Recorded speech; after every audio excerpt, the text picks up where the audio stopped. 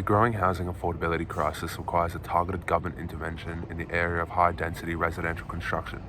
My proposal is to increase government intervention through substantial subsidies and tax breaks, specifically aimed at the construction and maintenance of residential apartment buildings taller than 75 metres.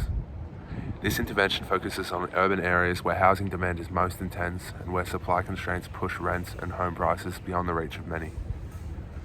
The economic rationale for this policy is clear. Subsidies lower the overall construction costs for developers, making high-rise residential buildings financially viable even in areas where land and development costs are extremely high.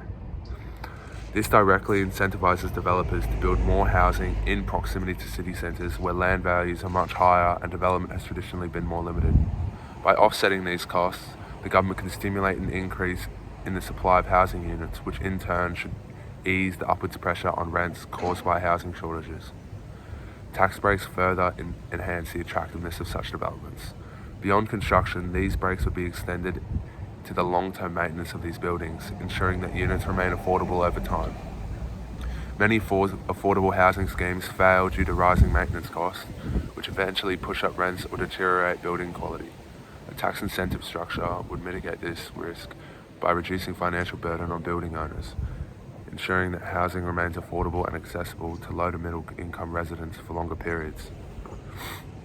The combination of both policy tools makes high-density construction more viable over both the long and short term, providing direct economic incentives for high-density property developers to build in the Sydney CBD and in other high-demand suburbs, increasing the total supply of properties available for rent and purchase in desirable areas of Sydney, New South Wales and Australia, increasing the availability of homes for individuals as a whole.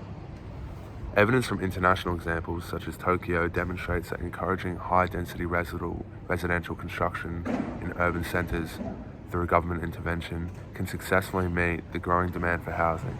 Tokyo has managed to maintain relatively affordable housing through policies that allow for higher density developments, even with a metropolitan population of 37 million.